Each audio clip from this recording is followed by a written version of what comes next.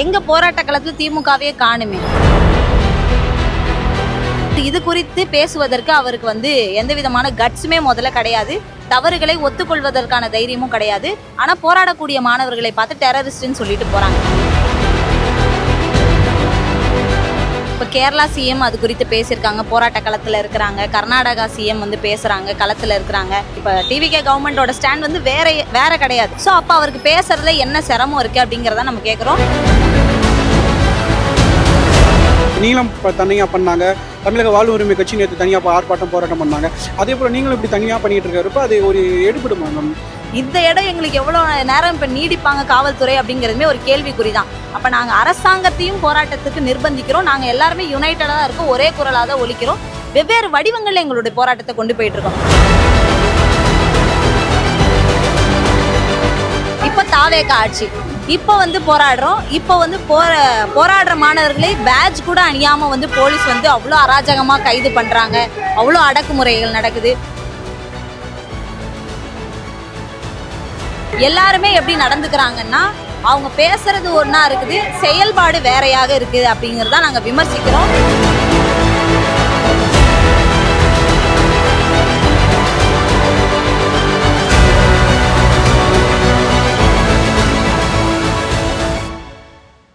தி debate நேயர்களுக்கு வணக்கம். நீட்டுக்கு எதிராக இந்தியா முழுவதும் தொடர் ஆர்ப்பாட்டங்கள் போராட்டங்கள் நடந்துகிட்டு இருக்கு. அதே போல் தமிழ்நாட்டிலையும் எழும்பூர் ராஜரத்னம் ஸ்டேடியம் அருகில் எஸ்எஃப்ஐ டிஎஃப்ஐ இணைந்து போராட்டம் முன்னெடுத்து இருந்துகிட்டு இருக்காங்க. அதை பற்றி பேசுவதற்காக எஸ்எஃப்ஐயின் மாநில தலைவர் திருமிகு மிருதுளா அவர்கள் இணைந்திருக்காங்க. அவங்ககிட்ட கேட்போம். மேம், இந்த போராட்டம் எதற்காக முன்னெடுத்துருக்காங்க? இந்த போராட்டம் எதுக்கு நம்ம இங்கே சென்னையில் முன்னெடுத்திருக்கோம் அப்படின்னு சொன்னால், நமக்கு தெரியும் இப்போ டெல்லியில் கடுமையாக மாணவர்களும் இளைஞர்களும் அவங்களுடைய எதிர்காலத்துக்காக போராடிக்கிட்டு இருக்காங்க. இந்த போராட்டத்தை நம்ம அப்படி தான் பார்க்க வேண்டியிருக்கு. குறிப்பாக இப்போ எஜுகேஷன் சிஸ்டம் இந்தியாவில் ஒரு மிகப்பெரிய கிரைசிஸில் இருக்குது அப்படின்னு தான் சொல்லணும். ஏன்னு சொன்னால், after the implementation of new education policy 2020 எல்லாமே இதுக்கப்புறம் நுழைவுத் தேர்வுகள்னு ஆயிடுச்சு. இப்போ சென்ட்ரல் யூனிவர்சிட்டிஸில் படிக்கணும்னா கியூட் எழுதணும். அதே மாதிரி நேஷ்னல் லா யூனிவர்சிட்டிஸில் படிக்கணும்னா கிளாட் எழுதணும். பிஹெச்டி படிக்கணும்னா நெட் எழுதணும், நீட் எழுதணும், மெடிக்கலுக்கு ஜேஇ கேட் இப்படி எல்லாமே என்ட்ரன்ஸாக மாறிடுச்சு. ஸோ இந்த என்ட்ரன்ஸ் அப்படிங்கிறது சாதாரண மாணவர்களால் கோச்சிங் இல்லாமல் அவங்க +2 வரைக்கும் படிக்கிற அந்த ஸ்கூல் எஜுகேஷன் வச்சுக்கிட்டே பண்ண முடியலை. So definitely they have to go for coaching. அப்படி கோச்சிங் போகும்போது அந்த கோச்சிங் அஃபோர்டபுள் ப்ரைஸில் கிடையாது மாணவர்களுக்கு. ஸோ அது ப்ரிவிலேஜ் செக்ஷனில் இருக்கவங்களால தான் அஃபோர்ட் பண்ண முடியுது. அப்போ எஜுகேஷன் அப்படிங்கிறது கமர்ஷியலைஸ் ஆகிடுச்சுன்னு சொன்னால், அது ப்ரிவிலேஜ் செக்ஷனுக்கு மாறிடுச்சுன்னு சொன்னால், அது ஏற்றுக்கிற மாதிரியான ஒரு நிலைமை கிடையாது. ஏன்னா எஜுகேஷன் ஒரு ரைட்டுன்னு நம்ம பேசிகிட்டு இருக்கோம். அது எல்லாருக்குமே காஸ்ட் ஃப்ரீயாக கிடைக்கணும்னு நம்ம சொல்லிட்டு இருக்கோம். ஸோ இது ஒரு மேஜர் ப்ராப்ளமாக இருக்குது. இப்போ எஸ்பெஷலி டெல்லியில் நடந்துகிட்டு இருக்கக்கூடிய போராட்டம் பேன் நீட், இதை தான் நம்ம முன்வைக்கிறோம். பட் இந்த கோரிக்கையுமே சில பேர் டீவியேட் பண்ண நினைக்கிறாங்க. ஃபேர் நீட் அப்படின்ற ஒரு கான்செப்ட் கொண்டு வராங்க. பட் நாங்கள் குழப்பமாக தான் இருக்குது. டெல்லியில் ஜந்தர்மனில் போடுறவங்க நீட்டை வேண்டாம்னு சொல்லலை, அவங்க ஃபேர் நீட் தான் கேட்குறாங்க. அதில் குளறுபடிகள் நடக்குது, நீட்டில் குளறுபடிகள். அதே மாதிரி தர்மேந்திர பதவி விலகணும், அது மட்டும் தான் அவங்க கோரிக்கையாக இருக்குது. ஆனால் தமிழ்நாட்டில் மட்டும் தான் நீட்டு வேண்டாம் அப்படின்னு முன்னெடுக்கிறாங்க. அதாவது லட்சக்கணக்கானவங்க ஒரு போராட்டத்தில் பங்கேற்கும் போது அதில் ஒருத்தர் 2 பேர் அவங்களுடைய கருத்தை பேசதான் செய்யலாம். ஆனால் போராட்டத்தை ஒருங்கிணைக்கிறவங்க சிஜேபி என்ன கோரிக்கை வச்சுருக்காங்க அப்படிங்கிறதா முக்கியம். அவங்க பேன் நீட் தான் சொல்கிறாங்க. தமிழ்நாடு எப்போவும் பேன் நீட்டில் தான் நின்று இருக்குது. ஸோ நம்ம முழுமையாக நீட்லேருந்து விலக்கு வேணும் அப்படிங்கிறதான் கேட்குறோம். ஸோ அதே மாதிரி இப்போ இந்த கோச்சிங் சென்டர்ஸுக்கு தான் இந்த என்டிஏ பேப்பர் லீக் பண்ணியிருக்கிறாங்க. ஸோ இந்த கோச்சிங் சென்டர்ஸ்லாம் என்ன பண்ணுறாங்கன்னு சொன்னால், தேர்தல் காலங்களில் எலக்டோரல் பாண்ட் அப்படிங்கிற பேரில் பாஜகவுக்கு பணம் கொடுக்குறாங்க எலெக்ஷன் டைமில். ஸோ இங்கே நிறைய இந்த முறைகேடுகள் எந்த மாநிலங்களில் அதிகமாக நடந்திருக்குன்னு பார்த்தோம்னாலும், பிஜேபி ஆளக்கூடிய மாநிலங்களும் அவங்களுடைய கூட்டணி கட்சிகள் ஆளக்கூடிய மாநிலங்களில் தான் அதிக அளவில் முறைகேடுகள் என்பது நடந்திருக்குது. அப்போ இதில் பாஜகவுக்கும் இந்த என்டிஏ பேப்பர் லீக்கேஜஸ்க்கும் ஒரு தொடர்பு இருக்கிறதா தான் நம்ம பார்க்குறோம். ஸோ அதனால தான் நம்ம என்ன சொல்கிறோம் அப்படின்னா, இவ்வளோ விஷயங்கள் நடந்திருக்குது. இது ஒரு மே 3ஆம் தேதி நடந்த அந்த பேப்பர் லீக்கேஜுக்காக மட்டும் இந்த போராட்டம் இவ்வளோ தூரம் வெடிச்சு கிளம்பல. கிட்டத்தட்ட ஒரு 10 ஆண்டுகளில் பார்த்தோன்னா 89 பேப்பர் லீக்கேஜஸ் இந்த என்டிஏ பண்ணியிருக்குது. இன்னும் சில ஆண்டுகள் நம்ம கணக்கெடுத்து பார்த்தோன்னா அந்த எண்ணிக்கைகள் அதிகமாகிட்டே இருக்குது. இதில் எத்தனை வழக்கில் இது வரைக்கும் தீர்ப்பு கிடச்சிருக்கு அப்படின்னு நம்ம பார்த்தோன்னா 2-3 வழக்குகளை மட்டும்தான் தீர்ப்பு என்பது கிடச்சி குற்றவாளிகள் தண்டனைக்குள்ளாக்கப்பட்டிருக்கிறாங்க. ஒரு குறிப்பிட்ட பாஜகவை சார்ந்த நபர் 4க்கும் மேற்பட்ட பேப்பர் லீக்கேஜில் சம்மந்தப்பட்டிருக்கிறாரு. அப்போ இப்படியான விஷயங்கள் போயிட்டே இருக்கும்போது இதில் யார் பொறுப்பேற்று பதில் சொல்ல வேண்டிய இடத்துல இருக்கிறாங்கன்னா, ஒன்றிய கல்வி அமைச்சர் தர்மேந்திர பிரதான் தான். ஆனால் அவர் இது குறித்து பேசுவதற்கு அவருக்கு வந்து எந்த விதமான கட்ஸுமே முதல்ல கிடையாது, தவறுகளை ஒத்துக்கொள்வதற்கான தைரியமும் கிடையாது. ஆனால் போராடக்கூடிய மாணவர்களை பார்த்து டெரரிஸ்ட்னு சொல்லிட்டு போகிறாங்க. அப்போ வந்து என்டிஏன்ற நிறுவனம் அது செய்யக்கூடிய தவறுக்கு இங்கே மாணவர்கள் பலியாயிட்டே இருக்கிறாங்க, இறந்து போயிட்டே இருக்கிறாங்க. அவங்களாம் யார்? Economically weaker section, socially marginalise section தான் இந்த பாதிப்புக்கு உள்ளாகிறாங்க. அப்போ நம்ம என்ன இங்கே வந்து சொல்ல நினைக்கிறோன்னா, ஸோ இது மாதிரியான தேர்வு முறைகேடுகள் எல்லாமே தேர்வுன்னு ஆனதுக்கப்புறம் இவ்வளோ தேர்வு முறைகேடுகள் நடக்கும்போது அதில் வந்து அரசுக்கு பொறுப்பு இருக்குது, பொறுப்பாக அதை நடத்த வேண்டிய தேவை இருக்குது, பதில் சொல்ல வேண்டிய தேவை இருக்குது. அதை விட்டு அதுலேருந்து அலட்சிய போக்காக அரசாங்கம் வந்து விலகி போகிறது அப்படிங்கிறது வந்து ஸ்டூடெண்ட்ஸ் லைஃப்பை தான் டேஞ்சருக்கு கொண்டு போகுது. ஏன்னா இத்தனை லட்சம் மாணவர்கள் கல்வி தாங்க எதிர்காலம், கல்வி நம்பி தான் இருக்கிறாங்க. அப்போ இவ்வளோ முறைகேடுகள் தொடர்ந்து நடந்துக்கிட்டே இருக்கும்போது அவங்களுக்கு இந்த எஜுகேஷன் சிஸ்டம் மேலே நம்பிக்கையே இல்லை. ஸோ அதனால் இப்போ இந்த கோரிக்கை குறிப்பாக வந்து நாங்கள் நீட்டை தடை செய்யணும்னு சொல்கிறோம். அதே மாதிரி என்டிஏ ஸ்கிராப் பண்ணணும்னு சொல்கிறோம். ஒன்றிய கல்வி அமைச்சர் தர்மேந்திர பிரதான் பதவி விலகணும்னு சொல்கிறோம். இன்னொரு பெரிய ஃப்ளா என்னென்னா, இந்த என்டிஏ இவ்வளோ லட்சக்கணக்கான மாணவர்களுக்கு தேர்வு வைக்கிது. அந்த என்டிஏல எவ்வளோ ஒர்க்கர்ஸ் இருக்கிறாங்கன்னு நீங்கள் கணக்கெடுத்து பார்க்கணும். 200க்குள்ளே கூட பணியாளர்கள் அதில் கிடையாது. கிட்டத்தட்ட 22 பேர் வந்து டெப்யூட்டேஷனில் வேறு துறைகளில் வேலை பார்க்கக்கூடிய அரசு அதிகாரிகள் அதில் பணியமர்த்தி இருக்கிறாங்க. 39 பேர் வந்து கான்ட்ராக்ட் லேபர்ஸ், மீதி 130 மேற்பட்ட லேபர்ஸை வந்து அவுட் சோர்சிங்கில் தான் பணியமர்த்தி இருக்கிறாங்க. இவ்வளோ ஸ்ட்ரக்சரலாக அவங்க வந்து ஒரு வீக்னஸை வச்சுக்கிட்டு எப்படி தேர்வு நடத்த முடியும்? ஸோ இப்படி இருந்தால் பேப்பர் லீக்கேஜ்லேருந்து பல முறைகேடுகள் நடக்க தான் செய்யுன்றதை நம்ம அழுத்தம் திருத்தமாக சொல்ல விரும்புகிறோம். நீட்டுக்கு எதிராக வந்து தமிழ்நாட்டு முதலமைச்சர் வாயை திறக்கல. அதே போல் தமிழ்நாட்டில் பல மாணவர்கள் போராடுறாங்க, போலீஸ் வந்து தாக்கிறாங்க, அடிதடி அப்படின்னு போக்குகள் காண்பிக்கிறாங்க. எப்படி பார்க்குறீங்க? இப்போ கேரளா சிஎம் அது குறித்து பேசியிருக்காங்க, போராட்ட களத்தில் இருக்கிறாங்க. கர்நாடகா சிஎம் வந்து பேசுகிறாங்க, களத்தில் இருக்கிறாங்க. அப்போ தமிழ்நாடோட சிஎம்மே பேசணும், அவரும் களத்தில் இருக்கணும் அப்படிங்கிற ஒரு நிர்பந்தத்தை நாங்களும் அவருக்கு கொடுக்குறோம் அப்படிங்கிறது தான். நிச்சயமாக அவர் இது குறித்து பேசணும். ஏன்னா சவுத்து எப்போவுமே ரெசிஸ்ட் பண்ணிக்கிட்டே தான் இருந்திருக்குது. தமிழ்நாடு குறிப்பாக வந்து நீட்டில் வந்து அவங்களோட ஸ்டாண்டுமே, இப்போ டிவிகே கவர்மெண்ட்டோட ஸ்டாண்ட் வந்து வேற கிடையாது. அவங்களும் வந்து நீட் அப்போஸ் தான் சொல்கிறாங்க. ஸோ அப்போ அவருக்கு பேசுகிறதுல என்ன சிரமம் இருக்குது அப்படிங்கிறத நம்ம கேட்குறோம். 100% அதில் இவர் கமெண்ட்ஸ் சொல்லணும், அவர் பேசணும் அப்படிங்கிறத நம்ம சொல்கிறோம். அதே மாதிரி டெல்லியில் போராடக்கூடிய மாணவர்களுக்கு ஆதரவாக அவங்களும் களத்துக்கு வரணுன்றதை நம்ம சொல்கிறோம். எதிர்க்கட்சிகள் எல்லாருமே வந்து குறிப்பாக அவங்களோட ஸ்டேட்மெண்ட்ஸை இதில் வந்து சொல்லியிருக்கிறாங்க. பட் இன்னும் போராட்ட களத்துக்கு அவங்க எல்லாமே வரணும். எங்கள் போராட்ட களத்தில் திமுகவே காணுமே. திமுகவுக்கு மாணவர் அணி இருக்குது, ஏன் இவங்களாம் போராட வரமாட்டாங்கன்ற கேள்வி தான் நம்மளும் முன்வைக்கிறோம். இப்போ தாவேக்காலையுமே வந்து இப்போ இளைஞர்கள் மாணவர்கள்லாம் இருக்கிறாங்க, அவங்களாம் போராட்ட களத்துக்கு வரலாமே, ஏன் வரமாட்டேங்கிறாங்கன்ற கேள்வி தான் நம்ம முன்வைக்கிறோம்.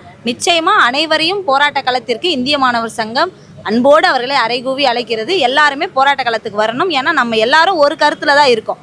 ஸோ அதை நம்ம வந்து பொலிட்டிக்கல் டிஃப்ரென்சஸ் இல்லாமல் ஒருமித்த கருத்தாக இன்றைக்கு ஒன்றிய அரசாங்கத்துக்கு தெரிவிக்க வேண்டிய தேவை இருக்குது. ஸோ எல்லாரையுமே நாங்கள் களத்துக்கு அழைக்கிறோம். அதே போல் தமிழ்நாட்டில் வந்து சென்னையில் வந்து இந்திய கம்யூனிஸ்ட் கட்சி அலுவலகமான பானல் நிலையத்தை வந்து காக்ரோச் பார்ட்டி பல இளைஞர்கள் முன்னெடுத்து போராடுறாங்க. அவங்களோட சேர்ந்து நம்மளும் பயணித்து போராடலாம்ல. ஏன்னா அது ஒரு வீரியம் பெறும். நம்ம தனித்தனியாக நீளம் தனியாக பண்ணாங்க, தமிழக வாழ்வு உரிமை கட்சி நேற்று தனியாக ஆர்ப்பாட்டம் போராட்டம் பண்ணாங்க. அதே போல் நீங்களும் இப்படி தனியாக பண்ணிகிட்டு இருக்காருப்போ அது ஒரு எடுபடுமா மேம்? நாங்கள் யுனைட்டடாக தான் இருக்கோம், யுனைட்டடாக தான் எங்களுடைய கோரிக்கைகளை கொண்டு போய்கிட்டு இருக்கோம். So we support each other movement. எல்லாருடைய போராட்டங்களையும் எல்லாருமே வந்து சப்போர்ட் பண்ணிக்கிட்டு தான் இருக்கோம். ஸோ இங்கே குறிப்பாக என்ன பிரச்சனைன்னு சொன்னால், தமிழ்நாட்டில் வந்து உங்களுக்கு தெரியும், கடந்த 5 நாட்களாக போராடுவதற்கான அனுமதியே வந்து எங்களுக்கு தமிழ்நாடு போலீஸ் வழங்கவே இல்லை. அப்போ நம்ம எல்லாருமே வந்து போலீஸ் அனுமதி வழங்கலைன்னும் போது நம்ம ஒரு தனியார் இடங்களில் போயோ இல்லை நம்மளுடைய அலுவலகங்களில் மட்டும் உட்காந்தோ நம்ம போராட்டத்தை வந்து சுருக்கிடக்கூடாதுன்றது தான் இந்திய மாணவர் சங்கத்தோட பார்வை, இந்திய ஜனநாயக வாலிபர் சங்கத்தோட பார்வை. அதனால் பரந்துபட்ட இடத்துல கல்லூரிகளில் நாங்கள் தினந்தோறும் இந்திய மாணவர் சங்கம் போராடிட்டே இருக்கோம். ஆயிரக்கணக்கான மாணவர்கள் எங்கே இருக்காங்கன்னா கல்லூரி வளாகங்களுக்குள்ளே தான் இருக்கிறாங்க. அப்போ நம்ம அங்கே போராடாமல் ஒரு சின்ன இடத்துல மட்டும் நம்ம போராட்டம் சுருங்கிடக்கூடாது. இது பாலனிலம் ஒரு இடத்துல நடக்குது. தமிழ்நாடு முழுக்க அவ்வளோ பாப்புலேஷன் இருக்குது, அவ்வளோ ஸ்டூடெண்ட்ஸ் இருக்காங்களே, அவங்க எல்லாரும் இங்கே வந்துட முடியாது இல்லையா? அதனால தமிழ்நாடு முழுக்க இருக்கக்கூடிய கேம்பஸஸில் நாங்கள் எங்களுடைய போராட்டங்களை தொடர்ச்சியாக கொண்டு போய்கிட்டு இருக்கோம். பொதுவான ஒரு வெளியில் பொதுவாக அரசு இப்போ ஒரு இடத்த வந்து ஒதுக்கி கொடுக்கறதுக்கே நாங்கள் இவ்வளோ பெரிய போராட்டத்தை நடத்தி தான் இப்போ ஒரு இடம் வாங்கியிருக்கோம். இந்த இடம் எங்களுக்கு எவ்வளோ நேரம் இப்போ நீடிப்பாங்க காவல்துறை அப்படிங்கிறதுமே ஒரு கேள்விக்குறி தான். அப்போ நாங்கள் அரசாங்கத்தையும் போராட்டத்துக்கு நிர்பந்திக்கிறோம். நாங்கள் எல்லாருமே யுனைட்டடாக தான் இருக்கோம், ஒரே குரலாக தான் ஒலிக்கிறோம். வெவ்வேறு வடிவங்களில் எங்களுடைய போராட்டத்தை கொண்டு போயிட்டு இருக்கோம். இப்போ நாங்கள் தெருவில் இறங்கி போராடுறோம், கேம்பஸில் இறங்கி போராடுறோம். இது இந்திய மாணவர் சங்கத்தோட வடிவம். ஸோ அவங்க பால நிலத்தில் செய்யக்கூடிய வடிவம்ன்றது சிட் இன் ப்ரொடெஸ்ட். அவங்க ஒரு வடிவத்தில் அவங்க போராட்டத்தை மேற்கொண்டுகிட்டு இருக்காங்க. இப்படி வெவ்வேறு வடிவங்களில் நாங்கள் வந்து யுனைட்டடாக எங்களுடைய போராட்டங்களை தொடர்ச்சியாக நடத்திக்கிட்டே தான் இருக்கோம். எல்லாரும் ஒன்றிணைந்து ஒரு இடத்துல கூட வேண்டிய நிர்பந்தம் சூழல் ஏற்படும் போது நாங்கள் அனைவரும் ஒருங்கிணைந்து அந்த போராட்டத்தை நடத்துவதற்கு 100% எல்லா காலகட்டத்திலும் நாங்கள் தயாராக தான் இருந்திருக்கோம். இதுக்கு முன்னாடியும் தமிழ்நாட்டில் வந்து வெவ்வேறு மாணவர் அமைப்புகள் ஆன்டி பிஜேபி மட்டும் அல்லாத, அதிமுக அல்லாத ஒரு மாணவர் அமைப்பை நாங்கள் வந்து உருவாக்கி எஃப்எஸ்ஓன்ற பேரில் வந்து நாங்கள் வந்து தொடர்ச்சியாக தமிழ்நாட்டில் 2017 நாங்கள் போராட்டத்தை வந்து நடத்திக்கிட்டே தான் இருந்திருக்கோம். ஸோ இப்போவுமே அந்த இயக்கங்கள் சார்பாகவும் நாங்கள் வந்து ஒருமித்த குரலாக அனைத்து மக்களுடைய குரலாக இந்த நீட் எதிர்ப்பை வந்து கொண்டு போகிறதுக்கான வேலைகளும் அடுத்தடுத்து முன்னெடுத்து செஞ்சுட்டே தான் இருக்கும். அதே போல் நீட் வேணும்னு ஒரு தடவை மக்கள் குறிக்கிறாங்க, சொல்கிறாங்க. அதே போல் நீட்டு வரக்கு முன்னாடி பல லட்சம் கொடுத்து நாங்கள் மெடிக்கல் காலேஜில் சேர்ந்துக்கிட்டு இருந்தோம். இப்போ பல ஊழல்கள் ஒழிஞ்சிருக்கு. நீட் வந்தனால எங்களுக்கு சாமானிய மக்களுமே நீட் எழுதி போக முடியுது இருக்குன்னு அது உங்கள் பார்வையில் எப்படி? இல்லை, அது முழுக்க சென்ட்ரல் கவர்மெண்ட் பண்ண ஒரு ஃபேக் ப்ரொபகேண்டா. ஏன்னா அவங்க நீட்டு கொண்டு வரும்போது டொனேஷன்ஸ் எல்லாம் அப்படியே கம்ப்ளீட்டாக நாங்கள் ஒழிச்சிருவோம், அதுக்கு தான் நீட்டு கொண்டு வரோம்னு சொன்னாங்க. பட் நீட் நடைமுறையில் என்னத்தை உருவாக்கி இருக்குன்னு நம்ம கண்கூடாக பார்க்குறோம். அவ்வளோ டொனேஷன்ஸ் வந்து பூந்து விளையாடுது ப்ரைவேட் மெடிக்கல் காலேஜஸில். லாஸ்ட்டு நீட் எக்ஸாம் நடந்தப்போ கூட பாஸ் பர்சன்டேஜ் வந்து 0% மாற்றினாங்க. பிஜி நீட்டுக்கான அந்த பாஸ் பர்சன்டேஜை இப்படியாக மாற்றப்படும் போது இதில் எங்கே இருக்குது நீட்டுக்கான ஸ்கோப்புன்றதே கிடையாது. முழுக்க யார் அதிகமாக பணம் கொடுத்து வாங்குறாங்களோ அவங்களுக்கு தான் மெடிக்கல் சீட்ஸ் வந்து போய் சேருதுங்கிறது தான் யதார்த்தமான உண்மை. அதனால் நீட் வந்து இந்த டொனேஷன்ஸை ஒழிச்சிருச்சு அப்படியே நேர்மையான முறையில் இருக்குன்றதெல்லாம் ரொம்ப பொய் பிரச்சாரம். முதல்ல நீட்டுங்கிறதே ஊழல்ன்றதான் நம்ம பேசிக்கிட்டு இருக்கோம். கொஸ்டின் பேப்பரை பணத்துக்கு நீ ஒரு கோச்சிங் சென்டரை விற்கிற யாரால அதை வாங்க முடியுதோ அவங்க வந்து இன்றைக்கி நீட்டில் வந்து பாஸ் பண்ணிட்டு போக முடியுதுன்னா இதுவே ஊழல் தானே முதல்ல. இதில் எங்கிறது நம்ம அடுத்த கட்டத்துக்கு போகிறது? ஸோ இந்த எக்ஸாமே முறைகேடாக தான் இருக்குது, ஊழலாக தான் இருக்குது. முதல்ல இந்த நீட் தேர்வுன்றது ரத்து செய்யப்படணும். இன்னொரு நம்ம சயின்டிஃபிக்காக ஒரு விஷயம் பார்க்க வேண்டியது என்னென்னா, இந்தியான்றது வந்து வெவ்வேறு மொழிகள், வெவ்வேறு கலாச்சாரம், மதம், இப்படி பல பன்முகத்தன்மை கொண்ட ஒரு நாடாக இருக்குது. இங்கே வந்து வேறு போர்ட்ஸ் இருக்குது. அந்த போர்ட்ஸில் தான் மாணவர்கள் படிச்சுட்டு வராங்க. அப்போ வந்து ஒரே சிங்கிள் எக்ஸாம் இந்தியா முழுமைக்கும் அப்படிங்கிறதே வந்து முதல்ல அது ஏற்புடைய விஷயமே கிடையாது. திரிபுராவில் ஒரு மாநிலத்தில் ஒரு ஸ்டூடெண்ட்டுக்கு கிடைக்கிற எஜுகேஷனும் தமிழ்நாட்டில் சென்னையில் படிக்கிற எனக்கு கிடைக்கக்கூடிய எஜுகேஷனும் ஒன்று கிடையாது. There are so many difference. அப்படி இருக்கும்போது ஒரே சிங்கிள் எஜுகேஷன், அதாவது சிங்கிள் என்ட்ரன்ஸ் அப்படிங்கிறதே வந்து முதல்ல முறைகேடு. சீனா, அமெரிக்கா போன்ற வளர்ந்த நாடுகளில் இப்படியான சிஸ்டம் பற்றி யோசிக்கிறாங்க. அது சரியா தப்பான்ற விவாதங்கள் நடக்குது. அப்படி நடத்தக்கூடாதுன்னு பேசிக்கிட்டு இருக்காங்க. அப்போது இவ்வளோ அண்டர் டெவலப்டு கண்ட்ரியாக இருக்கக்கூடிய இந்தியாவில் சிங்கிள் எக்ஸாம் அப்படிங்கிறது வந்து ஏற்றுக்கவே முடியாத ஒரு விஷயம்தான்.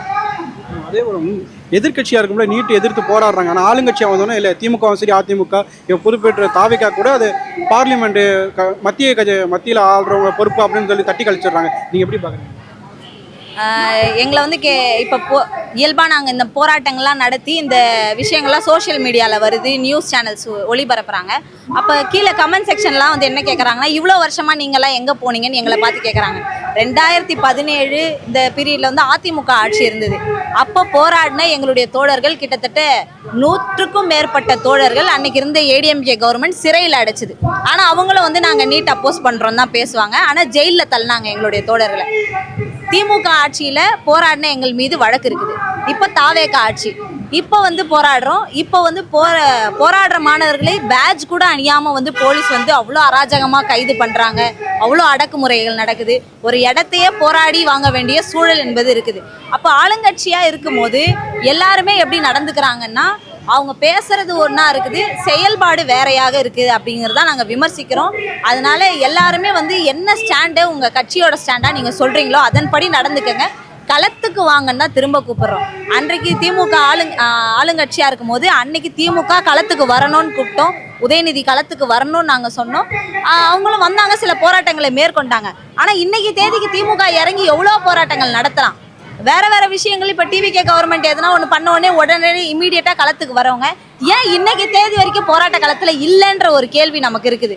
ஸோ அவங்களும் களத்துக்கு வரணும் அப்படிங்கிறது தான் நம்மளோட இன்ட்ரெஸ்ட். பட் வந்து திமுகவில் வந்து பாலநிலையத்துக்கு வந்து முன்னாள் எம்எல்ஏ முன்னாள் அமைச்சர்லாம் போய் பங்கு பெற்றிருக்காங்க. அது போய் யார் வேணால் பங்கெடுத்துக்கலாம். இங்கேயும் வாழ்த்தி பேச 1000 பேர் வராங்க. அது விஷயம் கிடையாது. நீங்கள் என்ன இனிஷியேட் பண்ணீங்க, நீங்கள் எங்கே களத்தில் எங்கே? இப்போ நமக்கு தெரியும், இந்த அமைச்சர் சரத்குமார் அவர்கள் போதைப் பொருள் பயன்படுத்தினாருன்னு சொல்லி ஒரு போராட்டத்தை உடனடியாக திமுக கால் கொடுத்து எவ்வளோ விகரஸாக நடத்துனாங்கன்னு நமக்கு தெரியும். நிச்சயமாக அதுக்கு நடத்தணுமானா 100% நடத்தணும், அதில் யாருக்கும் மாற்றுக்கிறது கிடையாது, அது அவங்க கட்சியோட ஸ்டாண்டு. அதே நேரத்தில் இப்படி ஒரு நேஷனல் டென்ஷன் உருவாகி இருக்குது. இந்தியா முழுக்க மாணவர்கள் வந்து போராடிக்கிட்டு இருக்கிறாங்க. ஒன்றிய காவல்துறை இராணுவ படை வந்து இவ்வளோ தூரம் வந்து மாணவர்கள் மேலே தடியடி தாக்குதல், அதே மாதிரி எக்ஸ்பைரியான கண்ணீர் புகை குண்டுகளை வீசுறாங்க. அதனுடைய பிரச்சனை எந்த அளவுக்கு சீரியஸ்னஸோட இருக்கும் அப்படின்னு நம்ம பார்த்தோம்னா, கிட்டத்தட்ட ஒரு அந்த புகை வந்து கண்ணில் அடிச்சுன்னு சொன்னால் ஒரு 80% மேற்பட்ட கண் சார்ந்த பிரச்சனைகள் வந்து வரும். ரெஸ்பிரேட்டரி ப்ராப்ளம் வரும் அந்த மாதிரி எக்ஸ்பயர்டான டியர் கேஸஸ் வந்து யூஸ் பண்ணும்போது. ஸோ இதில் இவ்வளோ பிரச்சனைகள் வந்து இருக்குது. அப்போ இப்படியெல்லாம் நடந்துகிட்டு இருக்கும்போது அதே மாதிரி இராணுவ படைக்கு ஒரு லிமிடேஷன்ஸ் இருக்குது. இவ்வளோ தூரத்துக்கு மேலே வந்து தடியடி வந்து தாக்குதல் நடத்தக்கூடாது, அதாவது வேஸ்ட் வரைக்கும் தான் தாக்குதல் நடத்தணும். அதுக்கு மேற்பட்டு வந்து அடிச்சிருக்கிறாங்க, போலீஸ் மண்டே அடிச்சு ஓடிச்சிருக்காங்க கை. அப்போ இவ்வளோ பிரச்சனைகள் போய்கிட்டு இருக்கும்போது இவங்க வந்து அமைதியாக இருந்துகிட்டு இருக்கிறாங்க. அதே மாதிரி திமுகவுமே இந்த பிரச்சனையில் வந்து வெறும் ஸ்டேட்மெண்ட், ஒரு தி ஹிந்துவில் ஒரு கட்டுரை எழுதுறது மட்டும் போதுமானது கிடையாதுங்கிறத நாங்கள் சொல்கிறோம். களத்துக்கு வாங்க, மக்களோட நில்லுங்க, மக்களுக்காக பேசுங்க, மக்களோட போராடுங்க. நீங்கள்லாம் அரசியல் கட்சிகள் எல்லாமே களத்துக்கு வந்தாதான் மக்கள் இந்த பிரச்சனையை தீவிரமாக உணர்வாங்க. நீங்கள் கட்டுரை எழுதுகிற கட்டுரை எத்தனை பேர் படிச்சிட முடியும்? ஒர்க்கிங் கிளாஸ் மக்கள் கிட்ட நீங்கள் போக வேண்டாமா? அவங்க கிட்ட நீங்கள் பேச வேண்டாமா? அப்போது களத்துக்கு வரணுன்ற ஒரு கருத்தை தான் நாங்கள் திரும்ப திரும்ப அழுத்தமாக சொல்ல விரும்புகிறோம். நன்றி தோழர். நன்றி.